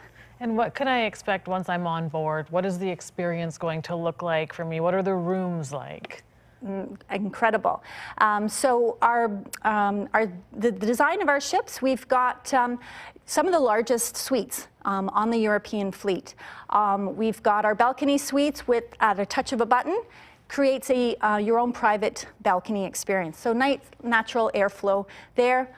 All of our guests have butler service, so they'll take care of every need that you want and look after you, down to the correct, you'll have a pillow menu, so you can choose the firmness of your own pillow. Menu. All of our, so we've got to my heart. I know. We've got a wide range of dining venues, so from fine dining to a relaxed cafe setting to if you want to dine in the own privacy of your own suite. It's all included with Scenic. So this is probably a dangerous question for me to ask because we're getting close to lunch and I can feel my stomach gurgling, but can you tell me about some of the luxury experiences that you extend to the food and wine aboard the ship? Absolutely. So with Scenic, you have a choice of up to 5 dining venues. So we've got our main restaurant, the crystal dining room that you can enjoy, all regional dishes, our chefs, local produce as well. So a great dining experience that way, but we also have fine dining experiences. There's a cafe in the lounge that you can get some gelato or a light snack, or they'll pack you a picnic lunch to take out when you're heading ashore if you want. But you've also got that choice of in-suite dining. So there's also your in-suite minibar. So all of that's included with Scenic. So a wide range of choices, all included, of course. And if you could look back on your experiences on these river cruises, what has your favorite meal been? Well, what I love about it is they're regional. So when you're sailing through the different countries, it's all regional cuisine, and also with the wine pairing. So it's also regional wines as we're sailing through these countries. So it's a wonderful experience. There's certainly no bad meal, of course, but it's all the regional dishes of the countries that you're sailing through, which is another perk of the experience. So I can tell you can't choose just one meal because you love them all. I do. I do. As long as I'm not cooking, it's wonderful. So for the day excursions and being able to go ashore, tell me about these excursions. What are they like? What will I experience? Well, with Scenic, you have a wide range of choices. So that's another Scenic difference with us. So we have our included Scenic free choice excursions, and they're a variety of paces. So from moderate to a relaxed pace. So depending on the guest choice, they can customize their journey to their preferences that way. So we have a wide range of those at every port, but we also have some extra special experiences. As you can see here in one of the pictures, this is one of our Scenic and Rich experiences. These are take our guests to the heart of the destinations that we travel to. So they're exclusive to Scenic guests. So in the photo here, this wonderful grandiose ballroom, just for our Scenic guests. Closed door to the public, but they're all included. But they're extra special, kind of once in a lifetime memorable experiences that we treat our guests to. So can you expand on the Scenic and Rich program? When I like to travel like a local and experience with a local's experience. So what are some of, tell me more about the Scenic and Rich program. Yeah, so depending on the river that you're sailing on, so for instance, that was a picture in Vienna. So we go to the Palais Liechtenstein, this grandiose ballroom, for a wonderful classical concert and ballet performances. In France, we'll take you to a wonderful chateau. So lots of different experiences, and then there's at least one of these included on every Scenic river cruise. Amazing. What are some of your top destinations? So what are some of the places where your tourists are really excited to visit through your cruises? Yeah, so throughout Europe, we sail all the rivers through continental Europe. So you can sail the Rhine, Main, Danube, as well as the Moselle. So you could sail from the English Channel all the way down to the Black Sea. So lots of itineraries throughout that of varying lengths. But we also sail in 3 regions in France. So you can sail to the north on the Seine. So you can go up to the Normandy region there. That's quite a popular destination, as well the south of France, as well as the Bordeaux. So we sail on 3 rivers in France, but also in Portugal on the Douro River. So wonderful terraced vineyards on the Douro as well. So lots of great choices to choose from, depending on your traveling preferences. And what is your favorite? So I love the south of France myself. Just lots of wine, the regional wines, but the architecture, the food, wonderful experience there. That's been on my bucket list, the south of France. Paris is my favorite place in the world, but I haven't yet made it to the south of France. So I feel like a river cruise might be the way to do it. Absolutely. And with Scenic, we've custom designed our ships. So on our ships on the south of France, as well as in the Bordeaux region, we have built a cooking class on board. So Scenic Culinaire. So it's one of our free choice excursions that guests can choose from throughout their cruise. But guests will go shop with our chef on shore at a local market. They come back on board and there'll be a cooking demonstration. So it's a small group of 10 guests, but that's something unique that Scenic offers in the south of France. So. So we've touched on the small group sizes in terms of the cruise and the excursions. So how are some other ways that Scenic is keeping guests safe in this new normal of travel? Yeah, absolutely. So of course the health and safety of our guests and crew is our top priority. So we're working closely with Cruise Lines International Association, as well as the local government health organizations, just to obviously stay on top of all of the regulations as well. So some of the measures that we've put in place, all of our guests need to be vaccinated to sail with us. We've got smaller group sizes as well for our excursions. There's temperature checks done as guests come back on board. We've got a hand sanitizer stations on board. Masks are required. Our crew will wear masks throughout the entire ship, and our guests will be wearing masks as well, which of course they'll take off during dining. But we've definitely got all those measures so that our guests can, be at peace of mind and travel safely. We're also providing complimentary PCR testing at disembarkation for our guests as well, so there's no fee for that. And as a travel company, did you find you had to pivot or change any of the locations you were visiting now that we're post-pandemic, hopefully post-pandemic? Yeah, so we've just recently restarted our operations. So we've started sailing on the same rivers, but we've just reduced the frequency of the departures. But because the rivers have those same disembarkation points, we're still sailing on those rivers, but just gradually restarting. And who do you recommend go on these cruises? Is this a romantic trip with my husband? Is this a trip for a family, for children? Who is your ultimate cruise passenger? Our average guest, age of guest is 65 plus. A lot of like-minded travelers that are coming from all different countries as well. We have wide range of guests that travel with us, not really something that we have a lot of children on, but absolutely it's just a wonderful way to travel through Europe. When you're unpacking once on your floating boutique hotel, just the perfect way to visit Europe. Am I terrible for saying that no children and the average age of 65 is actually what makes that most attractive to me? You'll definitely see me as a cruise passenger. It's just not something that children, the activities aren't geared towards children. Not to say that we don't have some on board that sometimes, but definitely very few. Yes, and so a lot of our speakers today have been talking about book ahead, book ahead, book ahead. So can you speak a little bit to the value of booking ahead? Am I going to get any great deals if I book ahead? And how far in advance should I be booking a river cruise? And this is coming as someone who used to book international trips 2 days before I would leave. So the world is different. It sure is. And river cruising is different. Right. Our ships, maximum of 163 guests. Yes. So they do sell quickly. So again, we definitely recommend planning in advance so that you can get that suite, your stateroom choice that you want, and the departure date that you want, and the river that you want. So you definitely want to plan ahead. So we're booking 2022 and 2023 cruises right now. Lots of great offers out there, including our early bird offers that include a flight offer. So depending on your itinerary departure date, we've got fly free, so your flight's included, or a fly for $295, $395, or $495. So great, makes it a seamless trip for our guests. We've also got an added super early bird offer, so an additional 10% saving when you pay in full 1 year prior to departure. So we've got all of those offers, as well as our departures for April and May of 2022, an additional $400 per couple savings.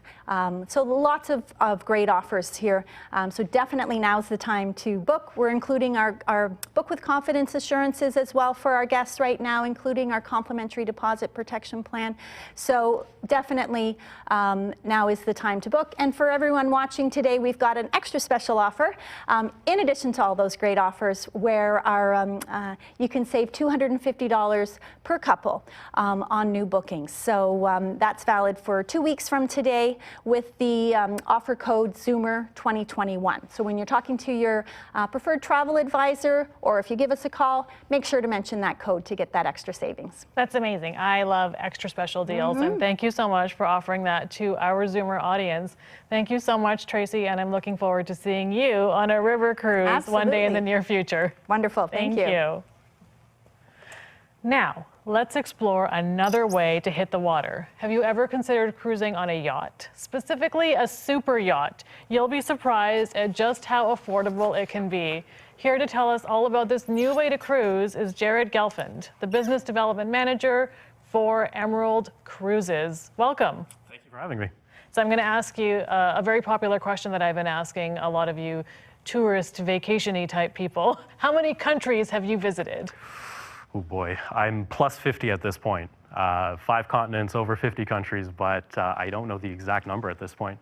That's kind of cool, though, that you don't know the exact number of how many countries you've been to. Yeah, a little mystique behind it, right? Yeah, I like that. Exactly. You should get one of those maps where you can put all the pins. Right? Yes. And then do that when you get home today. Time. Yes, I do will. that when you get home today. So, what is a super yacht? We all know what yachts are. We see them in rap videos. Tell me, what is a super yacht? And David Geffen, right? Yes, exactly. You're not just rap videos. Yeah, no, so Emerald Cruises, we actually custom built this luxury yacht and specifically put it together in mind with the intent of visiting intimate ports and getting access to areas that larger ships and yachts can't actually go to. Right. So she only takes 100 guests, very intimate, 64 crew members on board as well. So great personalized attention. And you'll be going into uncharted territories that most people can't actually get to with the size of the Azura. And so far, we've had such great results. We have announced we're going to be creating a second Azura as well, too, coming out maybe the following year. So 2 super yachts. 2 super yachts, yeah. That's pretty exciting. It's pretty exciting. So, and I'll let you know, I've been sending information about the super yacht to my husband since I found out you guys were going to be on the show, just because I really want a super yacht in my near future. Not like for him to buy one, but to go on one. Well, you could ask for him to buy one. I could, but that probably wouldn't go very well. So, where does the super yacht go? You said it goes to intimate locations and no one else can go. So tell me, what are these places? Absolutely. So just in a general sense, she does sail the Adriatic coast, which is, you know, beautiful up and down Croatia. Right. There's the Western Mediterranean, Eastern Mediterranean as well. We also have the Black Sea coming out in 2023. Oh, and the Red Sea. I left out the Red Sea as well, too. We are doing. Can't leave out the Red Sea. I can't, no, of course. Shame on me. But yes, those are all the locations that we go. What is your favorite? Oh, my personal favorite would be probably our Mediterranean enchantment. Okay. It's 8 days, and why I love it in particular is because you start off in Dubrovnik, Croatia, and then you end in Athens, Greece. So you sail down the Adriatic, which is just absolutely stunning. I don't know if you've ever been. Thank you. And then you get to go in through the Greek islands as well, too, to cap things off. So I love it. It's 8 days, and it's just absolutely stunning. And so Dubrovnik, isn't that where Game of Thrones is filmed? Absolutely. So that's another reason that someone would want to go there. For sure. Also, when I watch that show, I need a notepad because I have no idea what's happening. You know, that's neither here nor there. I've never actually watched the show. You should, now that you visited the place. So when you're looking at your favorite cruise, tell me about your favorite excursion. Like, what is your favorite day trip when you've been on one of these cruises? Yeah, well, I think we can use the example of the Mediterranean enchantment. One of the things that I look forward to, and I think our guests will enjoy, in Albania, we actually go to a local restaurant and we'll have a mussel cooking demonstration. We get to sample it after, so delicious fresh food over there. And then on the flip side, in Albania, we actually head to a church and we'll have a private guitar performance. It'll be a duo playing some classical music for us. So some unique experiences once we get off the Azura on land there. So when I'm on the Azura, what does the onboard experience look like? What does my room look like? How am I going to be welcomed? Like, sell me on this. Yeah, well, I mean, beautiful, beautiful yacht, as you know. Well, I don't know. I haven't been there yet. Well, the pictures we have to Honey, look at. if you're watching, super yacht. Yeah. So 50 cabins, 50 suites on board. They all have balconies as well, too. There's plenty of space for dining around or going to a cafe. We've got pools available as well. But the thing that I love the most about the Azura, I'm a water guy. I love going in the water. So we have a built-on marina. So we can actually go on Zodiacs and blow up a trampoline, a water trampoline, go snorkeling. So all that being said, it saves us time because we can do it directly from the yacht and then do our water activities instead of going off somewhere and then gearing up and coming back. So I love that aspect about it. Water trampoline. Yes. Super yacht water trampoline. You can't have a super yacht without one, right? All I need to know. So tell me some more about some of the other toys that are on board. Well, I mean, lots of dining venues, zodiacs as well too, plenty of great excursions. So we've got active programs for our active travelers. We have our Emerald Plus, which are excursions that we include. So those are the culturally immersive activities, kind of like the one in Albania I just mentioned about. And then we've got Discover More options, so people can kind of pick and choose what they want to do. I mean, there's really so many different things. You're not going to be bored on there. So who is the Emerald Cruise traveler? If you were to paint me a picture of what they look like, who are they? Zoomers. Sorry, that came out. Zoomers. I would say that probably if you want to put sort of a number on the demographic, it's 45 plus. Okay. It's a little bit younger than some of our fellow competitors here. Right. But I say anybody who's been on a river cruise or an ocean cruise or even a land tour, anybody who's into travel, into art and history, education, culture, food, great unique experiences on land, those are the types of people who would love this experience. And also the types of people who would love this experience, and I'm just going to take a guess here, are people who have some good travel budgets set aside. So, you know, the revenge travelers are probably really going to enjoy these super yachts. So what kind of a price point is my husband going to be looking at when he purchases this cruise for me? Yeah, fantastic and him question. too, he can come if he wants. Yeah, exactly. So starting off on like an 8-day itinerary, just with Canadian pricing, we'd be looking approximately $550 a day for Canadians. The totality, probably 5,500 Canadian, just starting off on an 8-day itinerary. So yeah, very, very economical in that sense. And of course, the longer journeys you go, the price fluctuates, and depending on the suites, of course. But that would be our entry level. It's very reasonable considering how much it would cost you to buy a super yacht. Oh gosh, absolutely. Yes. So I think this is a good starting point. Is your husband calling us right now and I hope giving so. us credit card? I hope so. I'll check with you after just to make sure he's booked this trip. Right. So tell me about flexibility. So now that we're in this new normal, the world is changing every day. What kind of booking flexibility is there with the super yachts? Yeah, great question. So one thing that we recognize, obviously, challenging times with the pandemic, and people would like flexibility. So what we've implemented is if for 2022 cruises, if the guest would like to defer their trip 60 days prior to departure, they can do that without any fees from us. So they can go ahead and change the departure date. Now, keep in mind if there's third-party fees, like in a hotel or an airline, that's not our responsibility. We can't control that. But if they want to move 60 days prior to departure, we'll gladly shift their date for them, and there won't be any fee from Emerald at all. So flexibility in that sense. Flexibility is good, especially right now. And how about safety on board? Yeah. How are we ensuring the safety of the passengers on the super yachts? Yes, as you know, it's changing every single day, of course. But a few safety features that we've implemented. So first off, of course, every guest needs to be fully vaccinated before coming on board. And we also will send out a pre-health evaluation that our guest needs to fill out before traveling on board as well too. Before we depart, we will include our test, our COVID test. So the third day before departure, we will have a crew come on board, do the test, and it's included, so our folks don't need to worry about scrambling and finding where to get a test and have it done. It'll be done for them, complimentary on board, going home. The other thing too is that we don't use recycled air on board, so there's no reused air. It all gets filtered out, fresh air filtered in. So we're taking all that into consideration, and of course, enhanced cleaning tactics on board, more sanitizer stations around. So yeah, it's intense as far as the health and safety, but it's obviously necessary. Which is a good thing. Yes. So and this is going to sound terrible, I have never actually been on a cruise. Okay. But I have heard there's pretty good shopping on cruises. Is that something I would find on the super yacht? That's more of an ocean. Okay. Yeah, we don't really have I mean, there's a small little But shop you'll take area. me shopping off Of course, cruise. that's the main as long purpose. as there's shopping, yes. That's all that matters to me. Well, we're porting in great cities almost every single day, so that way we'll have the chance to go off and get you all the gear that you need. And are you seeing any trends in terms of the travelers who are booking your super yachts? Are there any places that they're really excited to go to? Are there any requests for places that you maybe haven't traveled before? Oh, well, I mean, the regions that she sails are obviously in high demand. The Med, the Adriatic, the Dead Sea. What I've noticed quite a bit is actually Dead Sea people booking because they want to experience the Holy Land. And it's not more a religious trip. It's just, you know, for the aspect of going and lots of history there as well, too. So I'm noticing a lot of people are interested in booking that area, and to do it on a yacht would be a pretty fun experience. How many trips do you get to go on as someone who works with a super yacht? I mean, maybe I should just get a job with you. Maybe we can trade spots. We can trade spots. You know, the Azure actually hasn't launched yet, so she's actually just finishing construction. She hasn't even sailed. Her inaugural trip will begin next year. But in our positions, we are very fortunate that we get to travel a couple of times a year, and to experience the product firsthand obviously makes a big difference to speak about it intelligently. So it's fortunate in that regard.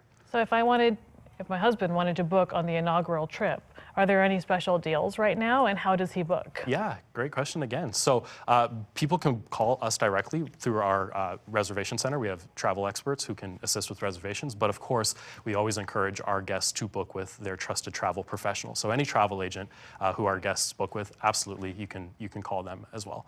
But as far as specials, we do have for next year, for the folks listening, Zoomer22 is our special code where we're offering savings of $250 per person for bookings next year.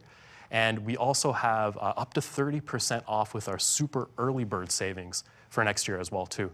So we've got a few different offers. It just depends on what the guest is most comfortable with, but they can do savings of up to 30% and the $250 off as well. Really seeing a theme here with the book early, book early, book early. So that's different than how I've traveled in the past, but I feel like it's been drilled into my head enough that I will book early from now on. You're an exception to the rule, it seems. I am.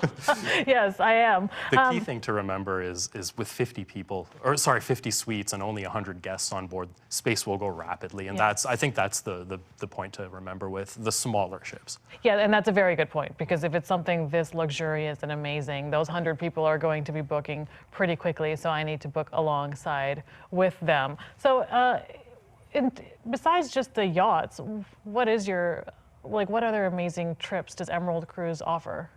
Well, outside of our yachting experience, we do the entire world. So we have our regular European cruises that sail through Europe. We also have Asia cruises. We're really global. We're not limited to just one area. So no matter where you want to go, we can take you there. And where's one place in the world that you've never been that you want to go?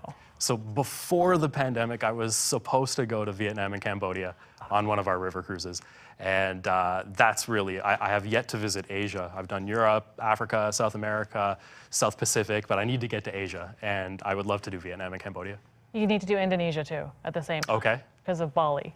Yes, of course. You must visit Bali. It is one of my favorite places in the world. Is that so? Yes. Okay, I'll add it to my pins when I get home. Add it to your pins when you get home. So do you have any tips or tricks for people now that we're in a different world? We need to book sooner. We need to prepare differently. How should travelers prepare for the super yachts or any of your cruises? Like, what should we be doing differently that we haven't done before? Well, I think, it's just being informed with sort of the travel process as things have changed again with COVID. So as far as we relaunched, so we have been sailing since July, so we've sent a few limited cruises, and so far everything has gone very, very well. But as far as the actual cruising experience, getting on board, the food, the excursions, it's all relatively the same with the enhanced measures, of course. But the actual traveling, so getting to the airport and going through all that, I think that's where people have questions. So I would just brush up, talk to your travel professionals, get familiar with what the process is, what you need, credentials that you need. But aside from that, I mean, the experience is going to be just as great as before. It's just, a little clunky as far as getting through the travel situation right now, but it's improving, and I think just people need to be informed. That's what they need to do.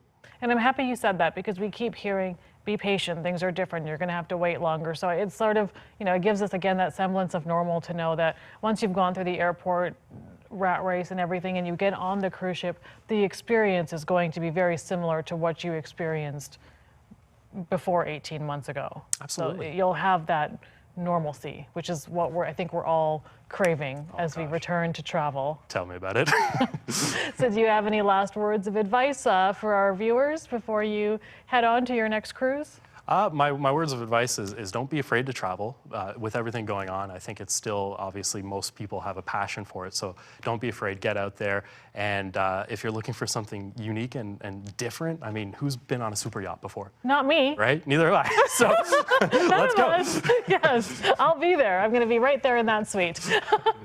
Well, thank you so much, Jared. I've learned so much about the super yacht, and I will give your number to my husband so that you can tell him how to book. Absolutely. Well, thank you so much for having me on. It was so wonderful to meet you. You as well. Thank Appreciate you.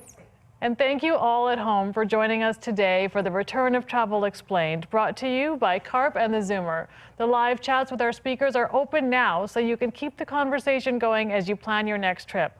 Just follow the link to the live chat experience, which you can find below on this page. Goodbye, and bon voyage. Sorry, I'm hungry. Have a wonderful day, everyone.